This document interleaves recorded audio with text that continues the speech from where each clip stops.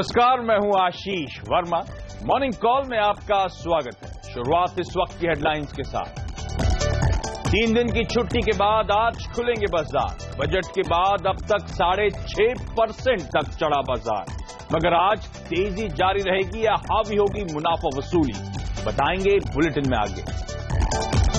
Supply घटने की उम्मीद से क्रूड में आई तेजी। ब्रेंट क्रूड 5% उछला, $40 के आसपास कारोबार। अमेरिकी बाजार में 5वें दिन भी तेजी। डाउ S&P चढ़कर बंद, लेकिन यूरोपियन बाजार में आई गिरावट। चौतरफा विरोध के बाद EPF टैक्स को वापस ले सकती है सरकार। संसद में आज वित्त मंत्री कर सकते हैं ऐलान। 14,000 करोड़ के 16 FDI प्रस्तावों को FIPB ने दिखाई हरी झंडी।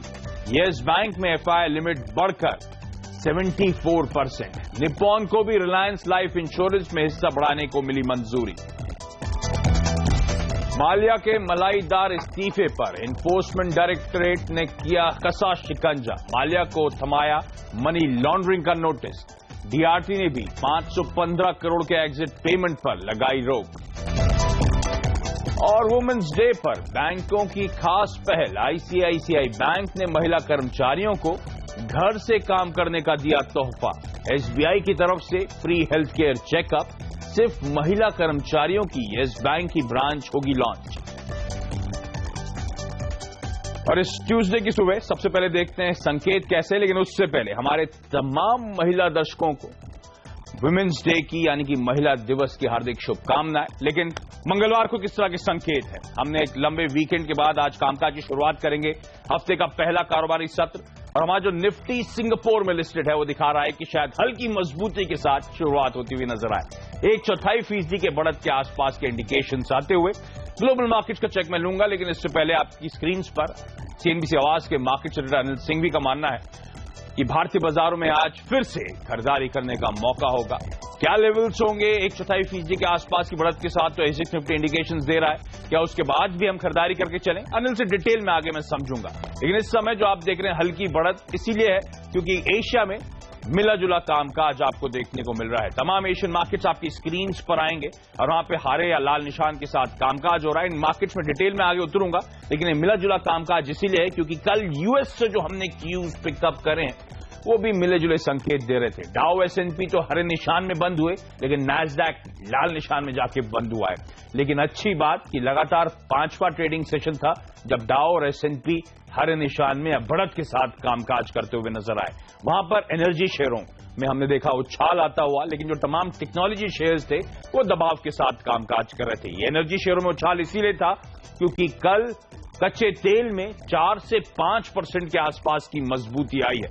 और गौरतलब यह है कि पिछले 2 महीनों में हमने कहा था 12 साल के लोस पे कच्चा तेल है, अब उन लोस से ऑलमोस्ट 40% का उछाल है। और एक बार फिर से बातें बढ़ रही हैं कि ओपेक नॉन ओपेक देशों के बीच में कुछ करार हो सकता है, सप्लाई पे कुछ रोक लग सकती है या फिर एक सीलिंग पे सहमति बन सकती है। और इन अटकलों के बीच में हम देख रहे हैं कच्चे तेल में लगातार ये उछाल है, उससे अमेरिकन मार्केट्स को फायदा मिला। लेकिन कच्चे तेल में उछाल के बावजूद यूरोपियन मार्केट्स कल के कारोबारी सत्र में ध्यान रखें 1/4 से आधे % के आसपास की कमजोरी के साथ बंद हुए, लाल निशान में जाके बंद हुए। लेकिन इंटरेस्टिंग है, हमें 2 दिनों की ट्यूज बचाने हैं। तो कल तो मजबूती थी, मिला जुला कामकाज था जो मैं कह रहा था अमेरिकन मार्केट्स में। फ्राइडे को अमेरिकन मार्केट्स में मजबूती के साथ कामकाज हुआ। 17,000 के लेवल्स के ऊपर जाके वहां पे डाउ ने क्लोज दर्ज किया था। तो अब वो लगातार 5 दिनों की विनिंग स्ट्रीक या मजबूती के साथ कामकाज हो रहा है।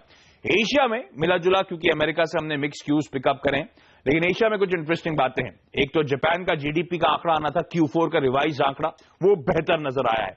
इससे पहले जो प्रिलिमिनरी डेटा आया था 1.4% इकोनॉमी अर्थव्यवस्था में Q4 में कॉन्ट्रैक्शन की बात थी, दबाव की कमजोरी की बात थी, और वो 1.1% पे निकल के आया कि इतनी कमजोरी देखने को मिली है। तो पिछले रीडिंग से कुछ बेहतर रीडिंग इस बार देखने को मिली है। जहां तक चाइना के मार्केट्स की बात है, अब से कुछ देर बाद वो खुलने वाले हैं और वहां पर ध्यान रखें आज ट्रेड फिगर्स आने वाले हैं। फरवरी का ट्रेड डेटा आने वाला है, उस अहम डेटा का सब वेट कर रहे हैं। और लगातार कल बाजार बंद होने के बाद चाइना में वहां के फॉरेक्स रिजर्व्स आए, उसमें मामूली कमी फिर से आई है, लगातार चौथा महीना है कमी का, लेकिन जो पेस ऑफ डिक्लाइन है वो कम हो रहा है, तो शायद बाजार उससे भी कुछ सहारा लेता हो नजर आए या फिर बाजार उससे भी एक अच्छी खबर माने। लेकिन चलिए, शंघाई के मार्केट्स की ओपनिंग अवेटेड, भारतीय बाजारों में मजबूती के साथ कामकाज के इंडिकेशन आते हुए, और इनफैक्ट अब सीएनबीसी आवाज के मार्केट सेक्रेटरी अनिल सिंह भी हमारे साथ जुड़ चुके हैं, जिनकी मैंने शुरुआत में कोट प्लेट पढ़ी थी। अनिल कह रहे थे भारतीय बाजारों में खरीदारी करने के मौके ढूंढने चाहिए। क्विकली आपको बता दूं, शुक्रवार का जो कारोबारी सत्र था, बेहद सीमित दायरे में भारतीय बाजारों में कामकाज हुआ। दिन भर वो फ्लैट लाइन के आसपास ट्रेड हुआ, महज 50 अंक के आसपास निफ्टी दिन के हाईज और लोज के बीच में कामकाज करता हुआ नजर आया। वो तो फाइनली हर निशान में 10 पॉइंट के आसपास का उछाल 74-85 के लेवल्स पे जाके क्लोज हुआ है। ब्रॉडर मार्केट्स यानी कि मिड कैप स्मॉल कैप ज्यादा एक्टिव थे, तो मिड कैप्स में 1% के आसपास, स्मॉल कैप्स में 3/4% की बढ़त थी, इसलिए मार्केट ब्रेथ पॉजिटिव थी, यानी कि गिरने वाले शेयर कम थे, बढ़ने वाले शेयर ज्यादा थे शुक्रवार के ट्रेडिंग सेशन में। और हाईलाइट थी बैंक्स, उस पर हम आगे डिटेल में चर्चा भी करेंगे, जो ज्ञान संगम या फिर वार्तालाप हुआ है वित्त मंत्री के साथ तमाम बैंकिंग चीफ्स का। लेकिन पीएसयू बैंक्स हरकत में थे, 3.25% का उछाल, और इनफैक्ट बैंक निफ्टी भी 1% की मजबूती के साथ कामकाज कर रहा था। शुक्रवार को एफआईआईज ने 670 करोड़ रुपए की भारतीय बाजारों में बाइंग करी, हालांकि घरेलू संस्थागत निवेशकों ने मुनाफा वसूली करी। 500-550 करोड़ रुपए के आसपास का एक सेल नंबर था। अनिल जुड़े हुए मेरे साथ। अनिल, हाय, गुड मॉर्निंग। क्या करूं आज के ट्रेड में? अच्छी मजबूती, बजट से लेकर अब तक तो 6-7% का उछाल, क्या इस हफ्ते भी ये मोमेंटम कंटिन्यू हो सकता है? आज का ट्रेड कैसा रहेगा? मजबूत रहना चाहिए शुरुआत तो कम से कम, क्योंकि आशीष 3 दिनों का जो लंबा वीकेंड था उसके पहले काफी तेजी करने वाले ट्रेडर्स ने अपनी पोजीशन कम की, ये सोच के कि कहीं इतनी तेजी हो चुकी है, कहीं कोई खराब खबर ना है। आज वो फिर से बाजार में उतरते हुए नजर आएंगे, तो फिर से खरीदारी उनकी तरफ से होगी और मजबूत शुरुआत होने के आसार दिख रहे हैं 2 ट्रेडिंग सेशनों से। जो भी संकेत आप लेना चाहें दुनिया भर से, प्लस हमारे यहाँ एफआईआईज की खरीदारी बरकरार है, तो पहला संकेत तो यह है कि मजबूत शुरुआत होगी, और मजबूत शुरुआत होने के बाद 7,500 के ऊपर हम टिकेंगे तो कुछ और शॉर्ट कवरिंग, कुछ और खरीदारी आती हुई दिखेगी। लेकिन मेरी राय यही होगी, जैसे कि शुक्रवार को थी, माफ कीजिएगा गुरुवार को थी, कि शुक्रवार को आप 7,500 के आसपास आने दे। मजबूत शुरुआत होने के बाद ऊपरी स्तरों से 50 पॉइंट अगर करेक्शन होता है तो वहां पर खरीदारी के मौके बनेंगे। तो बहुत गैप से ऊपर खुल जाए तो फिर खरीदारी न करें, एक डिप का इंतजार करें, या फिर ज्यादा गैप से खुल जाए तो 7,550, 7,600 की रेंज में थोड़ी बहुत मुनाफा वसूली करके इंतजार करना चाहिए। मेटल शेयर काफी मजबूत नजर आ रहे हैं, आज की लीडरशिप वहां से आ सकती है। और दूसरा ये कि साफ तौर पर मिड कैप और स्मॉल कैप शेयरों में एक्शन और बढ़ता हुआ नजर आएगा। तो ओवरऑल मैं अच्छी शुरुआत की उम्मीद कर रहा हूँ। थोड़ी ऊपरी स्तरों से प्रॉफिट बुकिंग अगर होती है तो वो बाजार में फिर से निचले स्तरों पर एंट्री का मौका देगी।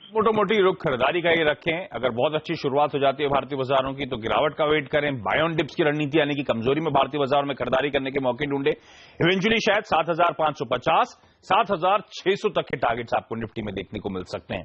लेकिन बाजार पे एक और एक्सपर्ट की राय हमारे साथ अब आरके ग्लोबल के राकेश बंसल जुड़ रहे हैं। राकेश, हाय, गुड मॉर्निंग। क्या लग रहा है चार्ट्स को देखकर ये मजबूती किस हद तक सस्टेन हो सकती है? किन लेवल्स पर आपकी नजर है? आज के लिए रणनीति क्या बनाऊं sir? Good morning Ashish ji, अगर आप निफ्टी की बात करें तो निफ्टी एक ऑलरेडी एक अच्छी रैली दिखा चुका है। गिरावट से खरीदारी करनी चाहिए। नीचे में 7350 का अच्छा सपोर्ट है, और मुझे लगता है निफ्टी आज नहीं तो कल ऊपर में 7500 के लेवल कंफर्टेबली तोड़ने का पोटेंशियल रखता है, और ऊपर में 7580, 7600 एक नेक्स्ट रेजिस्टेंस लेवल है, जहां तक मुझे लगता है निफ्टी इजीली रैली दिखाएगा। कोई भी इंट्राडे करेक्शंस आती है, कोई भी डिप्स आती है, डिप्स पे निफ्टी को खरीदना चाहिए। कौन से लेवल्स पे आप कंफर्टेबल होंगे? 7485 पे प्रीवियस क्लोज था सर, किन लेवल्स के आसपास निफ्टी में खरीदारी करना आपके लिए बेहतर होगा? देखिए आशीष जी, अगर कोई 30-40 पॉइंट का डिप आता है इंट्राडे तो कंफर्ट बनता है खरीदने का, क्योंकि नीचे से वी शेप रैली बनते हुए देखी है और बीच में को बड़ी करेक्शन आएगी। कभी भी कोई करेक्शन आती है तो करेक्शन से खरीदारी करनी चाहिए। अगर मौजूदा स्तरों पर बाइंग करनी है तो Ashish ji stock specific approach को फॉलो करना चाहिए। ओके, तो गिरावट में खरीदारी 30-40 पॉइंट के आसपास इंट्राडे डिक्लाइंस आते हैं तो वो ज्यादा अट्रैक्टिव, वो ज्यादा बेहतर लेवल्स होंगे खरीदारी करने के लिए। और इनफैक्ट ध्यान रखें, दोनों एक्सपर्ट जिनसे हमने बातचीत करी, चाहे वो अनिल हो चाहे वो राकेश हो, दोनों का मानना है रुख खरीदारी का होगा, किसी भी गिरावट में खरीदारी करके चलें। और इनफैक्ट इंटरेस्टिंग दोनों मानते हैं 7580, 7600 के टारगेट्स। अनिल का भी यही कहना था 7550 से 7600 तक के लेवल्स तक अप्रोच किया जा सकता है। लेकिन राकेश, कोई स्टॉक्स आज के ट्रेड के लिए आपने जो आइडेंटिफाई करें? अजी जी, पहला कॉल रहेगा टाटा ग्लोबल बेवरेजेस पर। टेक्निकल पैटर्न अच्छा है, मोमेंटम इंडिकेटर्स में क्रॉसओवर देखा है 107.90 के स्टॉप लॉस के साथ। टाटा ग्लोबल बेवरेजेस को बाय करना चाहिए 123 के लक्ष्य के लिए। और दूसरा बाय कॉल रहेगा अपोलो टायर पर। हालांकि अपोलो टायर पे एक नेगेटिव न्यूज है बट आशीष जी मालूम नहीं पड़ता है कि चार्ट पैटर्न काफी स्ट्रॉन्ग है। अगर आप पिछले वीक देखें तो महिंद्रा एंड IRB दोनों के अंदर नेगेटिव न्यूज आई थी। नेगेटिव न्यूज से महिंद्रा पे गिरावट देखने को मिली, बट IRB इनका नहीं गिरा। अपोलो टायर का टेक्निकल पैटर्न काफी स्ट्रांग है। 163.80 के स्टॉप लॉस के साथ अपोलो टायर को बाय करना चाहिए 180 के रक्षे के लिए।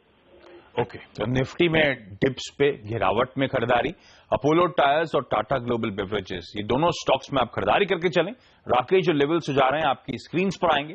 बाजार पर और कुछ टेक्निकल एक्सपर्ट्स की राय में आगे लेकर आऊंगा, लेकिन उससे पहले हेमंत के पास जाएंगे जिनके पास आज के टॉप 5 शेयर्स हैं, जो यानी कि वो स्टॉक्स, वो बेहतरीन स्टॉक्स, इंपॉर्टेंट स्टॉक्स जो आज ट्रेड में खबरों की वजह से हरकत में रह सकते हैं। Hemant, hi, good morning. Good morning. Stocks radar पर रहने वाले आपका सेक्टर आज फोकस में रहने वाला आईटी सेक्टर। देखिए, इन्फोसिस, TCS, टेक महिंद्रा, इस पर नजर रखिएगा। पहले चर्चा चल रही थी कि यूएस में वीजा फीस हाइक हो सकती है, और अब देखिए यूके में वीजा फीस हाइक हो रही है। 18 मार्च से नए नियम वहां पर लागू होंगे। तो एक सेंटीमेंट के लिहाज से खराब खबर आईटी सेक्टर के लिए। लेकिन एलिकॉन इंजीनियरिंग, एक छोटी इंजीनियरिंग कंपनी, इसके लिए पॉजिटिव खबर। मरीन के गियर बॉक्स बनाने के लिए इनको एक ऑर्डर मिला है 225 करोड़ रुपए का। छोटा ऑर्डर है, लेकिन मार्केट कैप भी इस कंपनी का छोटा है, तो यहां पर एक उछाल देखने को मिल सकता है। सीमेंस पर भी नजर रखिए। बोर्ड बैठक इनकी होनी थी शुक्रवार को, उसका जो आउटकम आया है वो देखिए।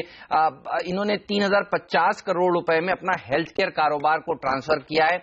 और ये खबर तो थी कि अपना हेल्थ केयर कारोबार को अलग कर रहे हैं, लेकिन कितने वैल्यू, किस कंसीडरेशन के लिए कर रहे हैं, वो अमाउंट अब सामने आता हुआ। तो 3050 करोड़ रुपए अब इनको मिलते हुए नजर आएंगे। वेदांता PLC के लिए खराब खबर, और इसलिए भारत में लिस्टेड वेदांता के ऊपर असर देखने को मिलेगा। मूडीज ने जो इनकी कॉर्पोरेट फैमिली रेटिंग है उसको घटा दिया है, BA2 से घटाकर BA1 कर दिया है। तो ये एक खराब खबर है, लेकिन देखना होगा शेयर किस तरह से रिएक्ट करेगा। आउटलुक दरअसल नेगेटिव किया है मूडीज ने। साथ ही अजंता फार्मा, इसके लिए एक अच्छी खबर आती हुई। US FDA ने इसकी एक माइग्रेन की दवा है, टैबलेट है, उसको मंजूरी दे दी है। तो यहां पर एक पॉजिटिव रिएक्शन देखने को आज जरूर मिल सकता है। ओके, तो ये तमाम स्टॉक्स हैं जो खबरों की वजह से आज हरकत में रहेंगे। इन पर आप नजर बना के रखें। इनका क्विक रैप अप आपकी स्क्रीन पर नोट डाउन कर सकते हैं आप। लेकिन हमने आज के ट्रेडिंग आइडियाज की बात करी थी। राकेश ने 2 स्टॉक्स दिए थे हमें, टाटा ग्लोबल और अपोलो टायर्स। इन दोनों में खरीदारी करने की सलाह थी। पूजा त्रिपाठी ने भी कई सारे टेक्निकल एक्सपर्ट से बातचीत करी आज के ट्रेडिंग आइडियाज, ट्रेडिंग पिक्स लाने के लिए। पूजा जुड़ चुके हैं मेरे साथ। पूजा, हाय, गुड मॉर्निंग, बताएं।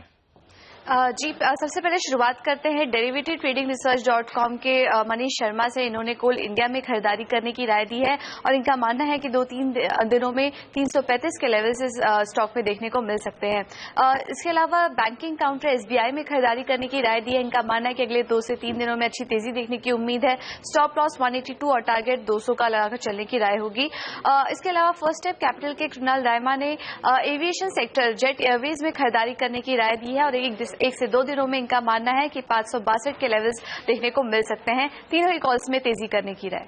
ओके, तो आज इनफैक्ट 5 कॉल्स में खरीदारी करने की राय है, जो 5 ट्रेडिंग आइडिया स्टॉक स्पेसिफिक हैं। आपकी स्क्रीन पर आते रहेंगे, आप नोट डाउन कर सकते हैं। लेकिन आज बाजार की नजर सरकारी बैंकों पर रहेगी। फ्राइडे को तगड़ा उछाल था, ध्यान रखें, उस पूरे पॉकेट में। बैंकों के दूसरे ज्ञान संगम से बहुत उम्मीदें थी, मगर यहां से कुछ खास नहीं निकला। हालांकि बैंकों के ट्रांसफॉर्मेशन के लिए इनके बीच विलय, NPA रिकवरी, बैंक प्रबंधन में सुधार जैसे मुद्दों पर चर्चा जरूर हुई। वित्त मंत्री अरुण जेटली ने कहा है कि सरकार बैंकों के विलय के लिए एक्सपर्ट ग्रुप बनाएगी। जेटली ने कहा है कि सरकार का जोर मजबूत बैंक्स बनाने पर है। You need strong banks rather than numerically a larger number. And some of them which independently survive and sustain well can sustain as niche banks even in regions. What is the strategy for this consolidation? The bankers themselves have suggested an expert group to immediately go into this issue. लेकिन ध्यान रखें, बैंकों के consolidation से क्या फायदा होगा, जानते हैं अपने बैंकिंग डायरेक्टर प्रदीप पंड्या से। प्रदीप, ज्ञान संगम में जो प्रमुख बातें निकल कर आई उसमें बैंकों के कंसोलिडेशन की बात काफी अहम है, लेकिन क्या इसके लिए कोई रोड मैप है और इससे कितना फायदा होगा, ये क्विकली समझाएं। कोई रोड मैप नहीं दिखाई दिया, और यही टेक अवे है। लेकिन एक्सपर्ट से जो हमने बात की, उनका मानना है कि ये शायद सही तरीका है, क्योंकि इस समय काफी सारे बैंक्स ऐसे हैं जो अपने दम पे आगे बढ़ सकते हैं और कुछ दूसरे बैंकों को सहारा भी दे सकते हैं, और कुछ सरकारी बैंक ऐसे भी हैं जिनका शायद कोई भविष्य नहीं है। उनकी हालत ऐसी है कि अगर उनको किसी दूसरे मजबूत बैंक से मर्ज कर दिया जाए तो वो जो नया बैंक बन के आएगा दरअसल एक मजबूत बैंक और खराब हो जाएगा और उसमें कई साल निकल जाएंगे। इसलिए एक्सपर्ट्स का यही मानना है कि हर बैंक का अपना रास्ता होगा। कुछ बैंकों को शायद इवेंचुअली धीरे धीरे करके उनके एक्सपेंशन पे रोक लगा देनी चाहिए और उनको खत्म होने देना चाहिए, और जो मजबूत बैंक है उनको आपस में कंसोलिडेशन करने और ग्रूम करने पर जोर देना चाहिए। तो अभी सारे विकल्प खुले हैं। यहां तक कि जो एक्सपर्ट कमेटी वाली भी बात सामने आ रही है, वहां भी अगर आप देखें तो वित्त मंत्री ने कहा है कि ये एक सुझाव है और ऐसा समझा जा रहा है कि जो नया बैंक बोर्ड ब्यूरो बना है वो अपने आप में किस हद तक कितना बड़ा मैंडेट हासिल करता है और इन मामलों पे क्या व्यू बनाता है, काफी अहम होगा। शायद ये सारे फैसले अब बैंक बोर्ड ब्यूरो की सहमति से लिए जाएंगे और उसके लिए फिर हमें अप्रैल तक इंतजार करना पड़ेगा। ओके, तो आज फिर से पीएसयू बैंक्स फोकस में होंगे। ध्यान रखें, फ्राइडे को 3-3.25% का उछाल था, बाजार बड़ा होपफुल था। आज क्या मुनाफा वसूली आएगी ये तो खैर आज ट्रेड में पता चलेगा। लेकिन यहां पे एक छोटा सा ब्रेक, और ब्रेक के बाद कमोडिटीज पर फोकस। ग्लोबली हरकत में रिसेंट कुछ महीनों के हाईस पे, चाहे वो कच्चा तेल हो चाहे वो सोना हो, तो ऐसे में रणनीति क्या हो आज के ट्रेडिंग सेशन के लिए ये आपको बताऊंगा।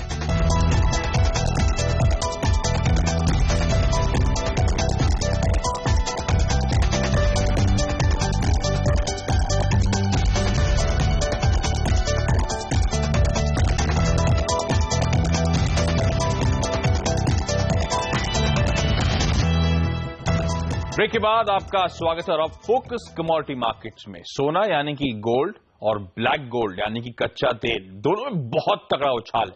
कच्चा तेल बीते हफ्ते 12% उछला, कल की ट्रेडिंग सेशन में यानी कि सोमवार को 5% की मजबूती थी, अपने नियर लो से 40% मजबूती के साथ कामकाज कर रहा है। वहीं सोना, ध्यान रखें, अपने 13 महीनों के हाईस पे, अब तो $1270 प्रति आउंस के आसपास इंटरनेशनल मार्केट्स में हमने कल की ट्रेडिंग सेशन में कामकाज होता हुआ देखा है। रणनीति क्या हो, क्या आज भी खरीदारी कर डालूं?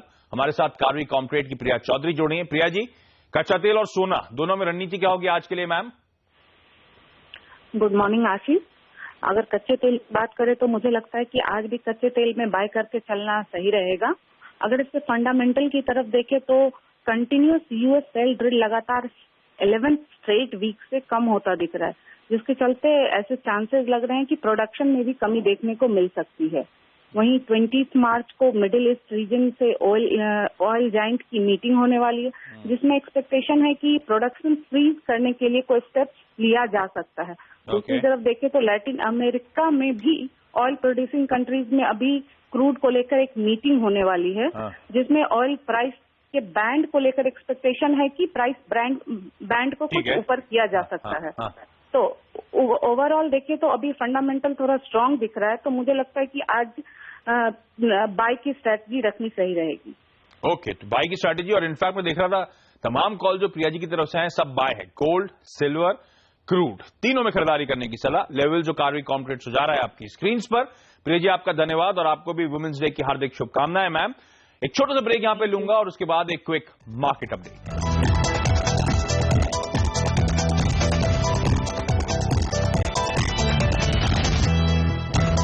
ब्रेक के बाद आपका स्वागत है और ये हफ्ते का जो पहला कारोबारी सत्र है, एसजेएक्स निफ्टी जो शुरुआती बढ़त दिखा रहा था 1/4% के आसपास के, वो पूरी तरह से गंवाता हुआ एकदम सपाट, इनफैक्ट हल्के अब लाल निशान की तरफ तमाम एशियन इक्विटी स्लिप होती हुई और भारतीय बाजारों पे भी इंडिकेशंस हैं कि शायद फ्लैट शुरुआत होती हुई नजर आएगी। लेकिन दोनों एक्सपर्ट्स राकेश बंसल, अनिल सिंघवी, दोनों का मानना है किसी भी गिरावट में भारतीय बाजार में खरीदारी करने के मौके, और दोनों को मानना है कि शायद 7600 तक के लेवल्स तक भारतीय बाजार इस मोमेंटम में जाते हुए नजर आएंगे। तो शायद बाय ऑन डिप्स की रणनीति आज बेहतर होगी। लेकिन चलिए, मॉर्निंग कॉल में आज के लिए इतना ही। यहां पे एक छोटा सा ब्रेक के बाद हेमंत और नीरज के साथ आज स्टॉक 2020।